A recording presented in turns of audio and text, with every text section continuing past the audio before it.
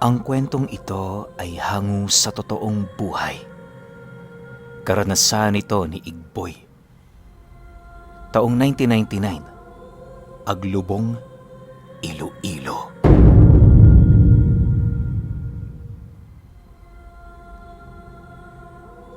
Itong mga panahong ito, kararating lang ni Igboy sa Aglubong. Dumayo siya roon, gawa ng inanyayahan siya ng kanyang katrabaho na sumama rito para makiisa sa magaganap na pista. Tatlo silang inimbitahan noon pero siya lamang ang sumama.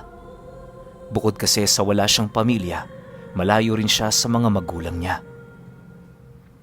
Kahit anong oras basta wala silang trabaho, sasama siya. Para kay Igboy, mas mabuti na ang ganon kesa naman magmukmok sa kanyang inuupo ang bahay ng mag-isa. Nagtitiwala naman siya noon sa katrabaho niyang yon, lalo pat matagal-tagal na rin ang pagsasama nila. Dahil sa medyo may kalayuan noon ang kanilang pinuntahang baryo, kaya na may inaasahan na ni Igboy na hindi gaanong maganda ang tutuluyan nila.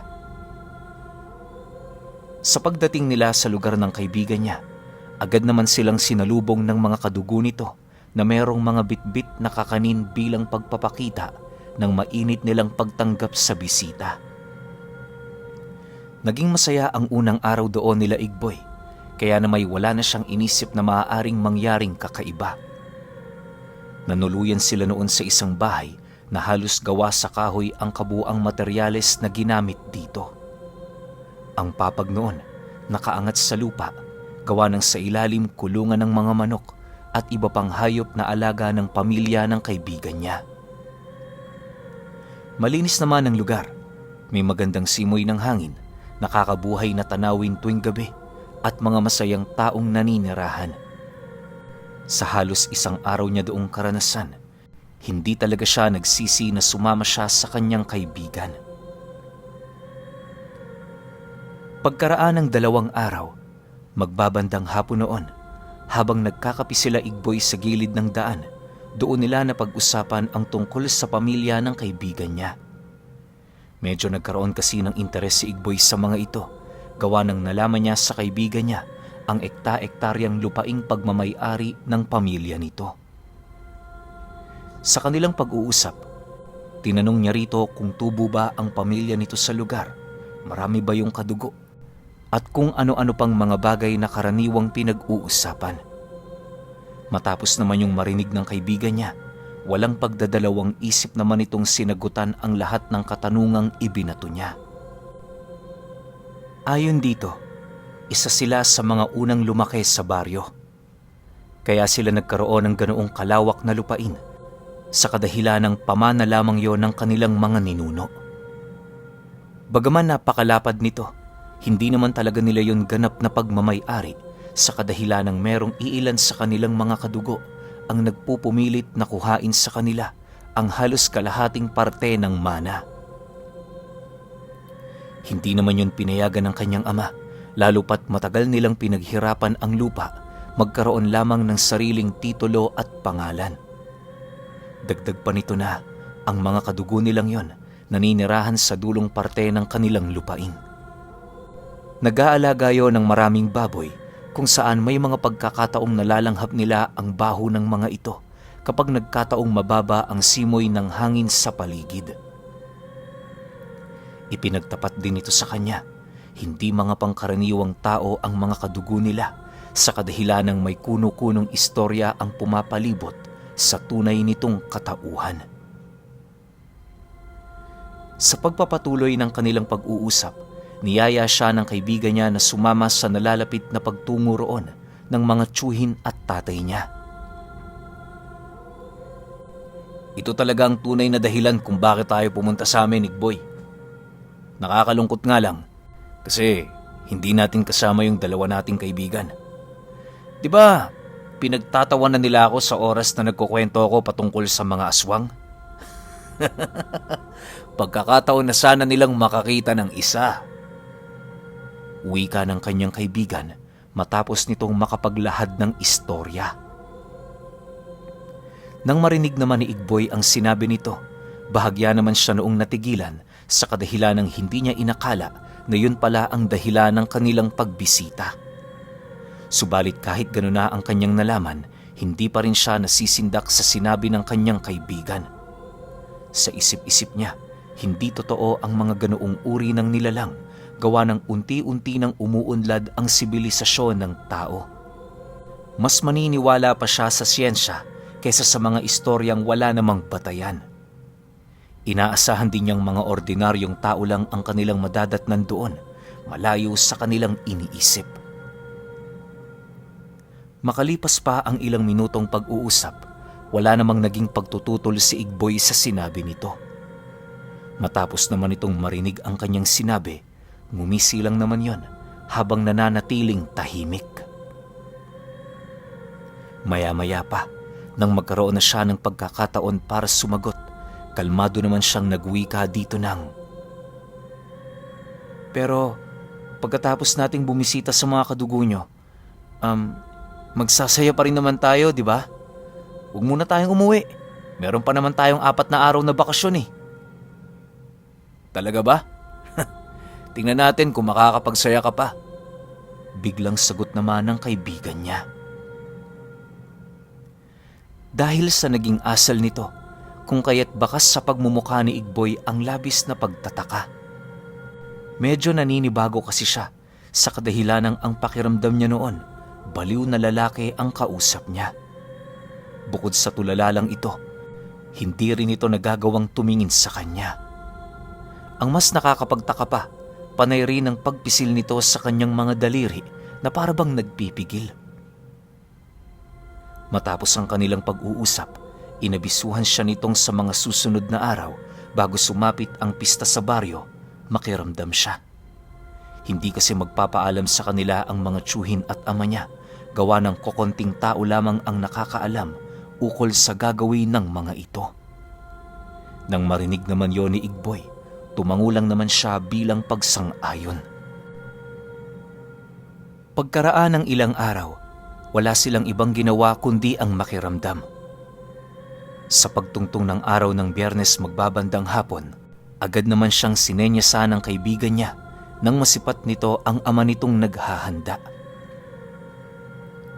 Paglapit niya sa kinaroroonan nito, laking gulat na lamang niya nang masipat niya ang ama nitong naghahasa ng isang mahabang talibong. May mga kung ano-ano din yung iniihip sa katawan na halos hindi naman niya magawang maunawaan. Paglapit nila rito, agad namang humingi ng permiso ang kaibigan niya ukol sa hangarin nitong sumama. Dahil sa sinabi nito, unti-unti namang tinigil ng lalaki ang paghahasa na parabang hindi ito makapaniwala sa mga bagay na kanyang narinig. Pagsilay nito sa kinaroroonan nila Igboy, seryoso naman yung nagtanong ng, "Isasama mo yan? Hindi ko may papangako ang kaligtasan ng kaibigan mo. Alam mo naman anak, pamilya ang palaging inuuna ko.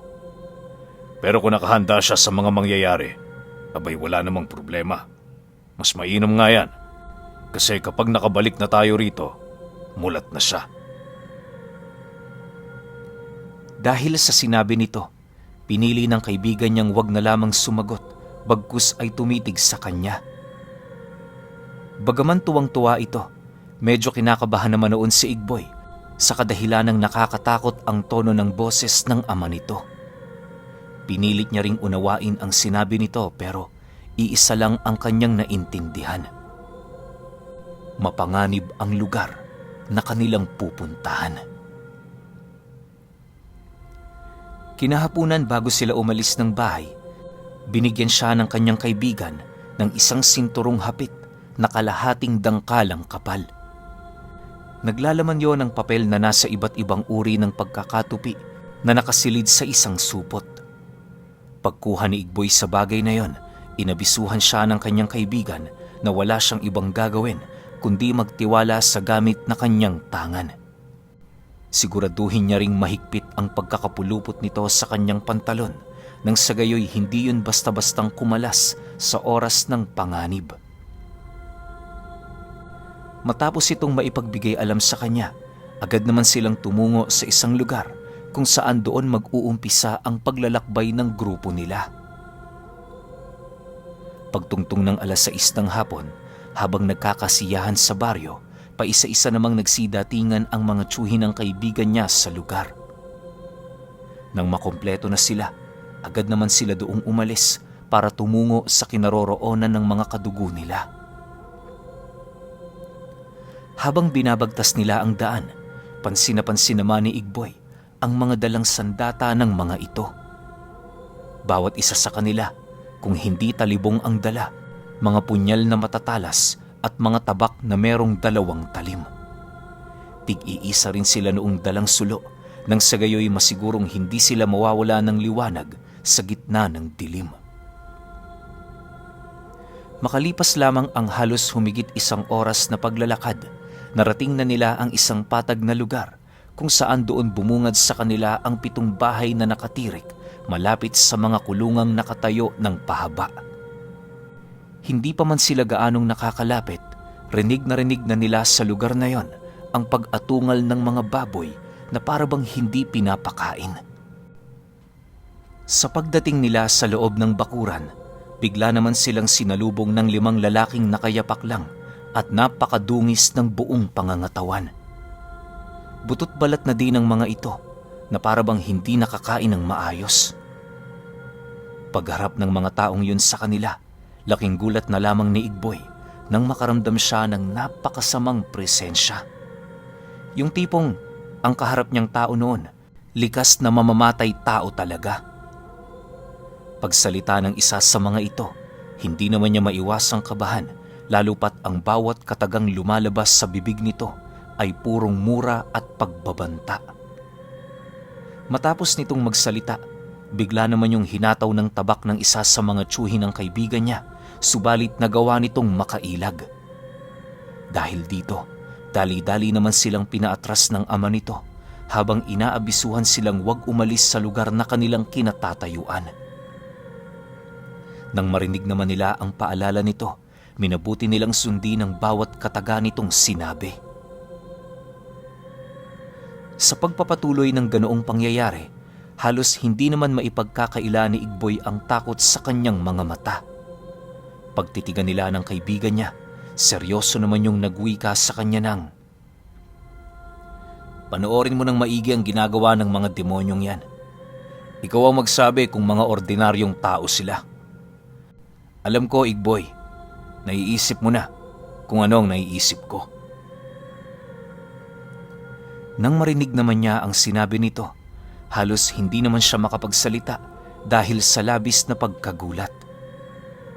Lumipas pa ang ilang minuto, habang abala sila sa pagmamasid sa mga nangyayari, hindi nila namalayan ang isang dambuhalang baboy na unti-unting lumalapit sa kanilang kinaroroonan. Bago pa man nila ito naramdaman, nagawa na nitong malunok ng buo itong si Igboy. Matapos itong gawin ng nilalang na yon, nagmamadali naman yung lumayo patungo sa kinaroroonan ng kanyang kaibigan. Sa kasamaang palad, hindi na siya nito nasundan dahil sa bilis at likse ng nilalang na lumamon sa kanya. Sa pagmulat ng kanyang mga mata, nadatnan niya ang kanyang sarili na nakakulong sa isang madilim na silid. Inakala niya pa noong nasa loob pa siya ng katawan ng nilalang, pero pagsilay niya sa taong nagbukas ng pinto, doon niya napagtanto na nagawa na niyang makalabas sa katawan nito. Sa paglapit sa kanya ng lalaking kanyang nasilayan, doon niya napagtanto, maaaring nagawa nga siya nitong mabihag. Pagtitigan nilang dalawa, ngumisilang naman ang lalaking yon habang inilalahad sa kanya kung saang lupalop siya napunta. Inutusan din siya nitong hubarin ang sinturong suot-suot niya, subalit hindi siya nakinig. Nang marinig naman ng lalaki ang kanyang pasya, nangako yun sa kanya na hindi siya nito pakakainin hanggat hindi niya hinuhubad ang sinturong nakapulupot sa bewang niya. Dahil dito, agad naman siyang nagmakaawa sa lalaki na kung maaari pakawalan na siya nito. Pagdadahilan niya rito, wala naman siyang ginawang masama sa kadahilan ng sinama lamang siya roon ng kaibigan niya. Subalit kahit anong gawin niyang pagmamakaawa, bigo pa rin siyang makakuha ng simpatya sa nilalang. Makalipas pa ang ilang oras, nanatiling nakagapos itong si Igboy sa loob ng silid. Habang naghihintay ng tulong, doon niya nasilayan ang iilang mga balat ng tao na nakabitay. Kumpleto ang mga ito, animoy ginagamit ng mga nilalang sa kanilang pagbabalat kayo. Maya-maya pa, may pumasok na namang lalaki sa loob ng silid niya, subalit sa puntong iyon, nasipat niya itong naghubad ng balat na animoy naghuhubad lang ng isang ordinaryong damit. Pumili yon ng iilang balat ng taong nakasabit sa dingding na tila bang namimili ng kanyang bagong isusuot.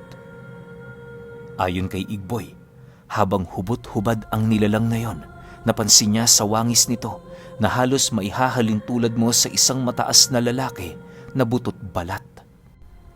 Halos umabot din sa tuhod nito ang kanyang braso, indikasyon na hindi yon pangkaraniwang tao. Ang mas nakakabahala pa sa lahat, wala yung ilong, subalit meron yung malalaking mga mata at halos bunganga na dumikit na sa tenga. Pagkasuot nito ng balat, nag-usalyo ng 7 salita at kasabay nito ang paglapat ng balat sa totoo nitong katawan na parabang kasukat niya lamang ang balat na yon kahit hindi naman.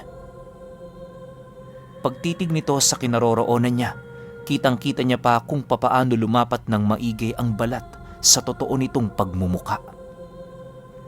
Matapos siyan, ngumisi lang naman ito at umalis. Kinagabihan, ang tanging bumubuhay kay Igboy ay ang tulo ng tubig sa bubong ng silid. Para hindi siya makaramdam ng gutom, lahat ng tulo sa bubong na yon kanyang iniinom. Mas mabuti na ang ganon kesa manghina siya at mamatay sa susunod na araw. Bukod kasi sa hindi niya alam kung kailan siya pupuntahan, wala ring kasiguraduhan na hinahanap siya ng pamilya ng kanyang kaibigan. Iniiwasan niya rin noong mag-isip ng kung ano-ano nang sa gayoy hindi mahirapan ng husto ang kanyang sarili. Sa pagsapit ng 2 araw, wala nang lakas itong si Igboy na gumalaw. Bukod sa tanging gutom na lamang ang kanyang nararamdaman, unti-unti na rin siyang nawawala ng pag-asa. May mga pagkakataon ring nakakaisip na siya noon na hindi na kaso ang mamatay pa, gawa ng wala naman siyang magagawa. Itinuon na lamang niya ang kanyang kaisipan sa paghingi ng tawad sa kanyang mga kapatid at magulang ukol sa mga bagay na minsan niyang nagawa sa mga ito. Sa pagsapit ng gabi ng sumunod na araw, habang natutulog itong si Igboy, bigla naman siyang nagising nang makarinig siya ng mga sigawan sa labas ng silid. Bagaman hinang-hinana ang kanyang katawan, pinilit niya pa ring humanap ng siwang na maaari niyang pagsilipan. Pagsilay niya sa labas ng bahay, doon bumungad sa kanya ang kaibigan niyang kanina pang naghahanap. Walang sabi-sabi, agad naman niyang inilabas mula roon ang kanyang daliri habang sumisigaw dito ng, "Nandito ako! Nandito ako!" Paulit-ulit itong ginawa ni Igboy hanggang sa mapansin na siya nito. Nang mahanap na siya ng kanyang kaibigan, dali-dali naman siya nitong pinasok at tinulungang makalabas. Paglayo nila sa bahay na yon, doon niya nasilayan ang mga tiyuhin nitong nakikipaglaban sa mga nilalang. Maya-maya pa, nang marating na nila ang kinaroroonan ng ama nito, agad naman siya nitong binigyan ng paunang lunas. Iniwasan din muna siya nitong pakainin ng kahit ano sa kadahilanang maaari yung ikasira ng kanyang sistema. Makalipas pa ang ilang minuto, nang magkaroon na sila ng pagkakataon na umalis sa lugar na yon, dali-dali naman nila yung ginawa. Sa pagdating nila sa bahay nito, agad naman siyang pinahiga sa silid nitong punong-puno ng mga halamang gamot na nakababad sa mga langis. Dahil sa meron pa naman siya noong wisyo, kaya na may pilit siyang kinakausap ng kanyang kaibigan kung meron bang ginawa ang mga nilalang sa kanya. Nang marinig naman ng kaibigan niya na hindi yun nakalapit sa kanya, ngumiti lang naman ito habang sumasagot sa kanya ng, "Kung gayon, nagtiwala ka. Salamat naman. Hindi ko alam ang sasabihin sa mga magulang mo kung hindi ka namin natagpuan. Dagdag pa nito na, normal na talaga sa mga kadugo nilang aswang na dakpin ang mga nilalang na hindi naman kasapi sa kanilang angkan. Yon ang pinakadahilan ng ama nito kung bakit bago sila tumungo sa lugar na yon, inilahad nito sa kanyang prioridad nito ang kaligtasan ng kanyang kadugo higit na kanino pa. Doon din na pag-alaman ni Igboy ang iba pang kakayahan ng sinturong ibinigay sa kanya. Ang tanging kondisyon lamang ng kaibigan niya, huwag yung gagamitin para sukatin ang bisa nito. Kung talagang naniniwala ka rito, sa oras ng panganib, manampalataya ka lamang sa gamit. Ultimo ang baril na kinalabit ang gatilyo sa harapan mo, iilag ang bala nito. Lumipas ang mga araw, unti-unti namang gumagaling itong si Igboy. Halos hindi na nila nagawa pang makisiya sa pagdaraos ng pista dahil sa mga nangyari sa kanya.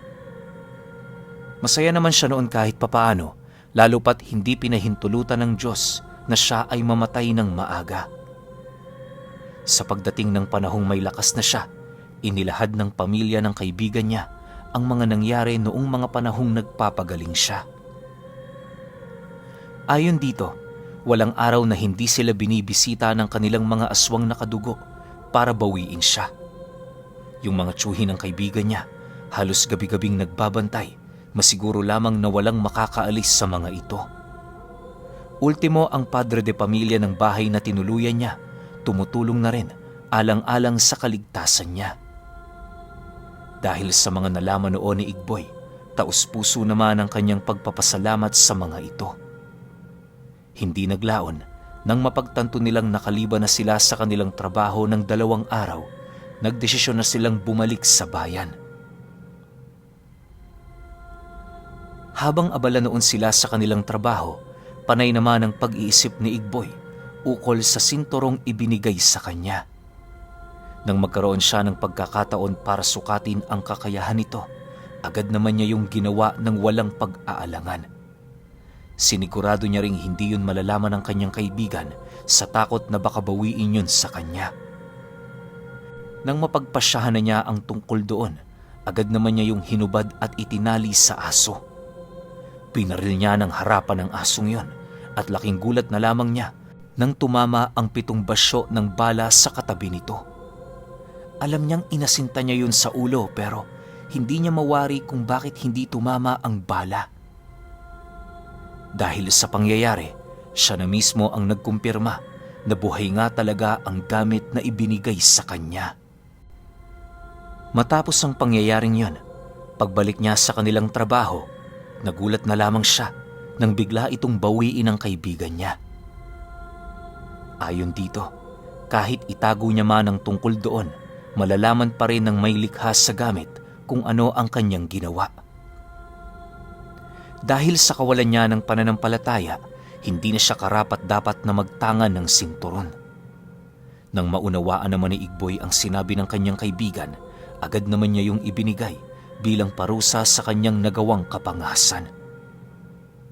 Magmula noong binawi nito ang ibinigay sa kanya, unti-unti na ring lumayo ang loob nito hanggang sa nabalitaan na lamang niya na lumipat na yon ng trabaho.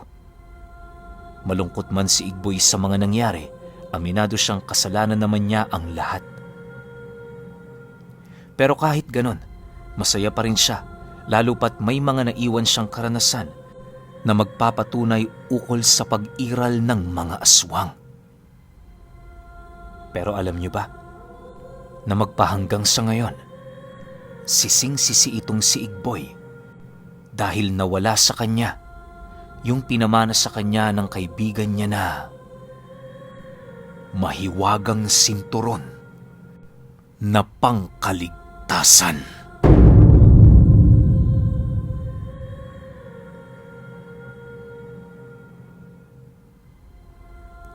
Okay, opinyon ko sa kwento. Igboy. Alam mo, ganito yan eh. Binigyan ka na ng isang napakahiwagang gamit na walang nakakaalam sa amin kung ano bang nilalaman ng sinturon na yon, pero sinayang mo. Ano lang yung simpleng batas na binigay sa'yo ng kaibigan mo? huwag mong susubukin ang bisa nito. Ikaw talaga, Igboy, oh. Pero alam nyo, sayang yung sinturon na yon. Kasi hindi ko masasabi na purong kanan ba ang tinatangan ng sinturon na yon. Kasi alam naman nating lahat na yung kaibigan ni Igboy, purong angka ng mga aswang.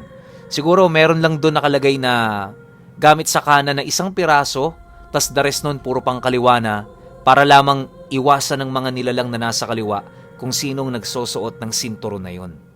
Diba? Yun lang yung pagkakaintindi ko. Kasi kung purong kanan yung nakalagay sa sinturon, unang-una, hindi nila yun mapapasok sa bahay nila. Yun nga, yung kaibigan ni Igboy. Pwede silang masunog lahat dun, o hindi naman kaya hindi na sila makahinga. Pwedeng ganun eh. So, para sa akin, siguro yung nilalaman ng sinturon, yun nga, isang kanan lang, tapos the rest puro pang kaliwa na. Or isang mutya lang na pwedeng mahawakan ng nasa kaliwa, pwede ring hawakan ng nasa kanan, pero pangontra pa rin yun. Basta medyo magulo eh, kasi isipin ninyo buong angka ng mga aswang, tapos iniiwasan nila kung sino yung nakasuot ng sinturon na yon. So medyo magulo lang, daw pag-aari ng buong angka yung sinturon na yon. Pero ako lang ba yung nakakaramdam ng panghihinayang? Kasi nasayang kay Igboy eh. Siguro kung nasa kanya pa rin yun hanggang ngayon, malamang meron pa tong ibang kwento o marami pa tong kwento patungkol dun sa sinturon kung paano siya niligtas nun. 'Di ba? Pero kayo, kung may opinyon kayo sa kwentong ito, comment nyo lang sa baba. Yun lang. Hanggang sa susunod na kwento. Salamat.